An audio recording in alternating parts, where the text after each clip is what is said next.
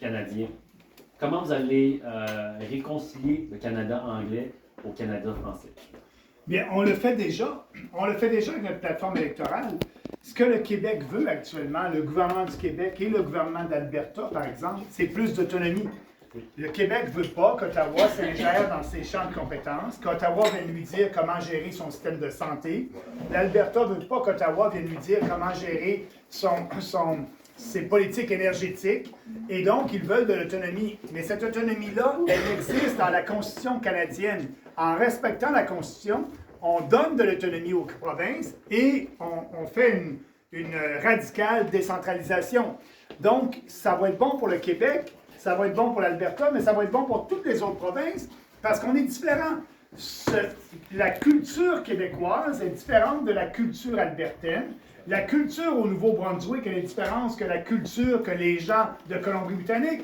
Et c'est pour ça que les pères de la Confédération ont fait un pays décentralisé sur papier pour permettre, sinon, si on ne respecte pas cette autonomie provinciale-là, mais on a un gouvernement fédéral qui dicte son point de vue à tout le monde et ça crée quoi?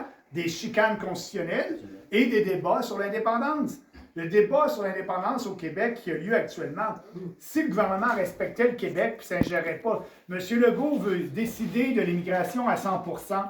Il ne décide pas sur les réfugiés actuellement. Nous, on est le seul parti qui dit à Legault, tu vas pouvoir décider que tu es seuil d'immigration, puis toutes les questions d'immigration, ça va relever du Québec. Mais je dis la même chose à toutes les provinces. Oui. Donc, lorsqu'on a un gouvernement fédéral centralisateur, dictateur, ça crée des chicanes constitutionnelles. Puis là, il y a un mouvement indépendantiste actuellement en Alberta. Si on regarde les sondages, il y a peut-être 25 % de la population qui est prête à faire l'indépendance en Alberta. Donc, moi, je n'ai pas à avoir une politique qui va plaire à tout le monde. J'ai juste à ne pas avoir de politique qui interfèrent dans les champs de compétences des provinces. Et comme ça, les provinces vont avoir différentes politiques en ligne avec leur population. Donc, c'est la meilleure façon de garder l'unité du pays et la prospérité. Parce que le meilleur gouvernement, c'est tout le temps le gouvernement qui est plus près des gens. Et c'est ce gouvernement-là qui devrait avoir plus de pouvoir.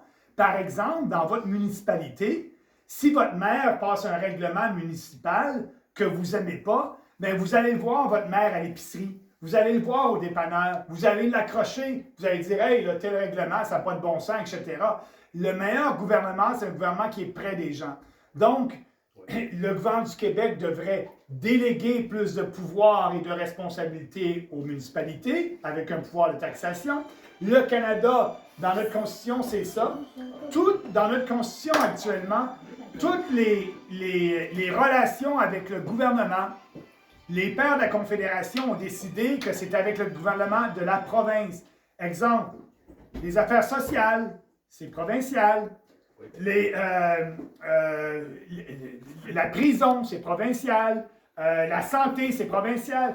Toute interaction que vous faites avec votre gouvernement, normalement, c'est le gouvernement provincial. La seule exception, c'est l'assurance chômage.